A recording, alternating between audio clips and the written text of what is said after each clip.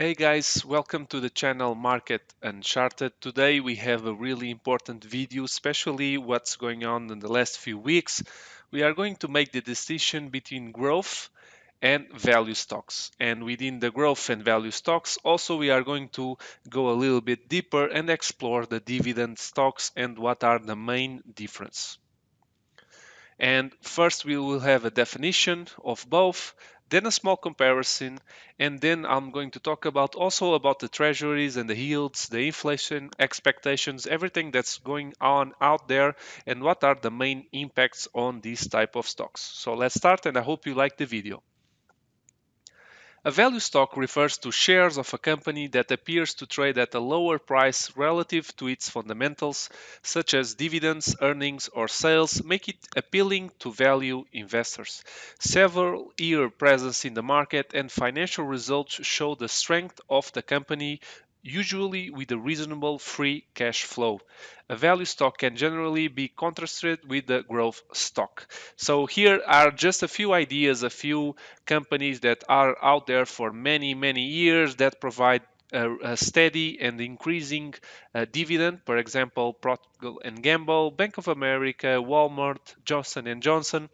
Also on the travel sector and the hospitality, we are here seeing some of them like Hilton and Marriott, among others, really important companies on the last few years. Then we have the dividend growth stocks, which is just a few ideas here presented by the Investor Dad on Instagram. Really cool page as well. Please check it out. When we have here the Cisco, PepsiCo, IBM, JP Morgan. So it's like a lot of companies out there from different sectors that along the years show a really increase of dividends. So if you are or think you are a value investor, these just are a few ideas out there. Then we have growth stocks. A growth stock is any share in a company that is anticipated to grow at a rate significantly above the average growth for the market, which means above the benchmark. These stocks generally do not pay dividends because all of the earnings are reinvested into the company. This is because the issuers of growth stocks are usually companies that want to reinvest any earnings they accrue in order to accelerate growth in the short term. And here, amazing companies as well out there. You have Amazon, Netflix, Tesla, PayPal, Google, Nvidia, Zoom, Salesforce, and this is just other type of investment where we do not expect dividends, but we expect these companies be the best at their sector, going above the benchmark and provide us high returns. High growth companies have performed very well in the past decade. Many analysts point out to a general fraud in valuations and the potential for multiples to compress eventually.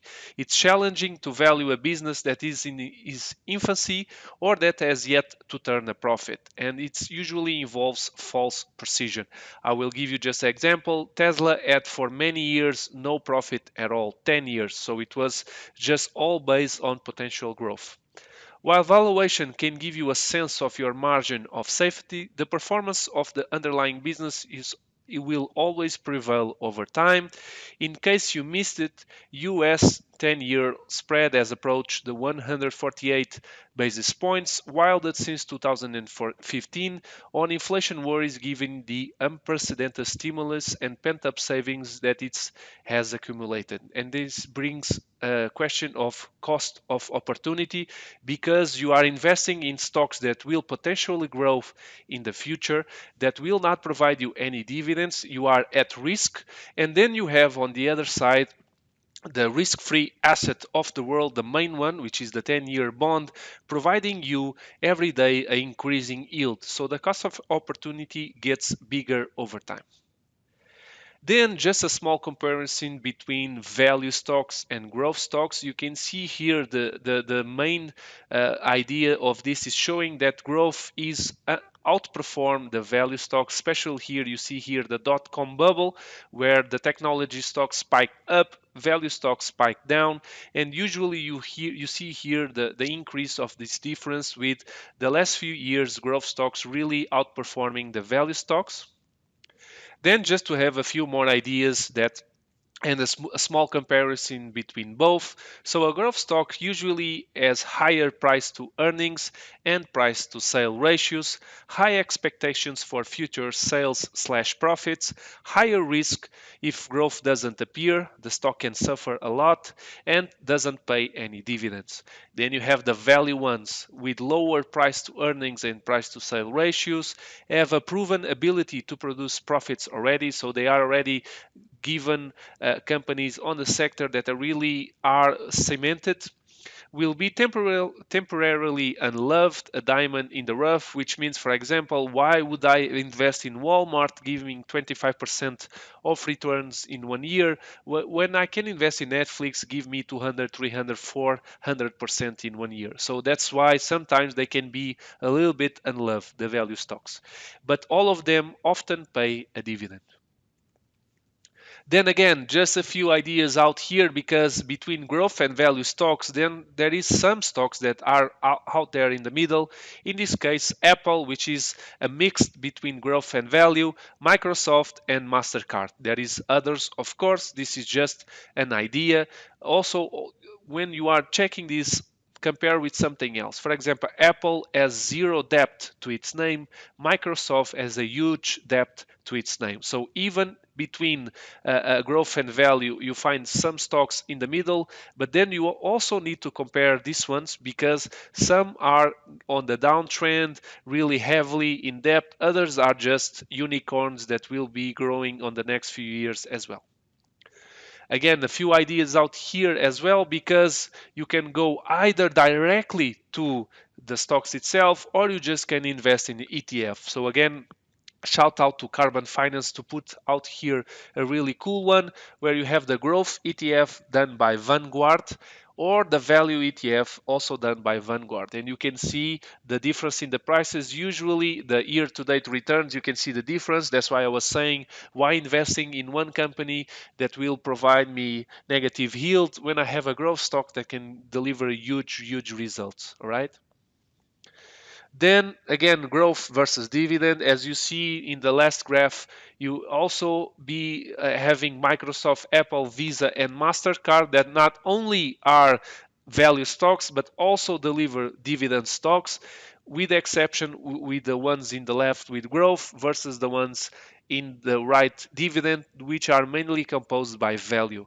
So again, it's always a difference between high risk, high return versus stability and reliable income. Then even between the value stocks, you have the dividend stocks. And even between the dividend stocks, then you have the growth dividend and the high yield dividend. So as you see, it's always difficult and you always need to do a huge research to make sure that you find the best ones. Again, as I was saying, and I'm always picking up Apple and Microsoft, although they have a growth dividend on the last few years, the real reality is that they don't have a huge dividend yield comparison, for example, AT&T or Altria or Chevron.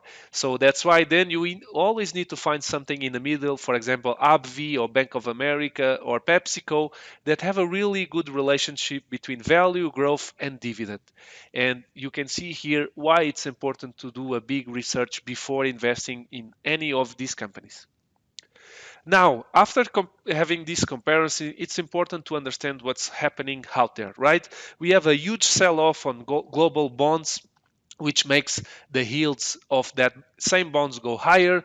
If the yields go higher, they will have a pressure on the stocks indexes, especially the Nasdaq, which has main composed by growth stocks, which doesn't give any yield. So an investor will think, why I'm going to be on the growth stocks with no potential dividend, with no clear expectations of give me income, where I can be on the safest asset in the world, provide me a steady income as well. And also because of the inflation worries, why, if I see all the prices going up, why I continue to invest on growth where they don't give me anything wrong. So my money is devaluating because I don't have any increase of my money if the growth is not there. So this is something important to get real, so you have an idea Last week's the 10-year US Treasury yield was at 166, really pressuring especially the Nasdaq. Then we had the intervention of course, the FOMC, which gave a surge on the yield. So the yield went from 168 to 162, making the stock markets really to a new all-time high, because the idea is it's an inverse relationship. Every time that you see the 10-year bond going up, the yield, you'll see that markets will suffer, will be at a pressure. So this is something here that we need to address. What Jerome Powell from the Fed will do, because there is expectations that if the Fed makes yield curve control, which is buying all the bonds they can, basically short term, long term, the yields will go down. So the expectations of the yield curve control will make expectations on the yield go down. If they go down, markets have room to continue to grow because the interest rates are lower, lower, and lower. And every time that he made this decision, this will be benefit to the market. The thing is, last week when the Fed announced that will remain with the same interest rates, announced that will do the best they can to whatever it takes to make sure the markets are secured. They did not yet confirm the yield curve control. So we had some move first from 168 to 162, but then on the ready next day, they went up to 172.6, which makes that continue pressure on the markets itself. So be aware of the 10-year bond yield. Then here we are checking as we see if inflation continues to go higher, if bond yields continue to go higher, and you know by now that all the growth stocks will suffer a lot due to the cost of the opportunity, then you will see a value rotation, which is the systems, the algorithms, the traders, whatever, the big smart money will change their portfolio from growth stocks to value stocks. And the rotation is happening since the beginning of this year as the yields continue to go up. As you can see here, the 2 to 10 year yield curve is going up. So from the minimums on 2019, going steady up for almost 1 year now. And this is something that really, really will pressure, especially the tech heavy NASDAQ 100, exactly because from the all time high is had done a really big correction because the yields continue to go up and they continue to pressure the cost of opportunity of holding these stocks. So as you can see here, a big moves, 1% down, 1% up. We have really a lot of volatility in the tech index, especially because we have also a lot of volatility on the bond yields. So this is really important to, if you are invested in tech and growth, you will be expecting more volatility until Fed confirms we need the yield curve control, and then we'll have stability, and then we'll have another bull market on the tech index.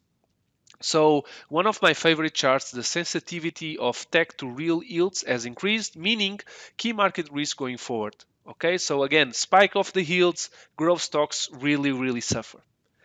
And of course, inflation expectations, the growth stocks will also suffer. And as we have already confirmed by Jerome Powell, we will have inflation around 2%.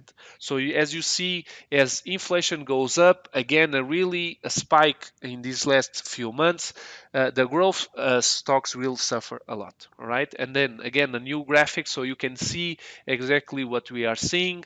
The inflation rate will make a lot of pressure on the financial markets. Former U.S. Treasury Secretary Summers see worst U.S. macroeconomic policy in 40 years, pointing the finger at both Democrats and Republicans. Summers repeatedly criticized recent debt finance Biden stimulus plan. Again, U.S. total debt is going through the roof, $28 trillion by now. It's crazy. And again, if the Fed instructs yield curve control, this will continue to rise up, making an idea that a potential bubble on the bond is happening right now. And it's really being inflated. And don't forget, we are talking about the safest risk-free asset in the world in a bubble. So you understand what can happen next. But again, don't be afraid, right? Don't be afraid. Just make sure you are on the right side of the rotation, because this is just a historical graph that show you from the 1970s till now that even though all of these inflation expectations, this rotation in the market from growth to value stocks, still it's important to be invested in the financial system, in the financial markets, because if you are in bonds or in cash or inflation, we are going to lose a lot of market power, potential power, money power to buy stuff. This is really important. So again, the S&P 500 outpaces inflations. So if you expect a reflation to rise, and we are seeing exactly this, you need to invest to make sure your capital increases. So thank you guys for watching this video. I hope you like it. Don't forget, knowledge is not power. Knowledge is potential power. Execution is everything. Please share the video and subscribe the channel for more content. And don't forget, just like the markets, we will not rest.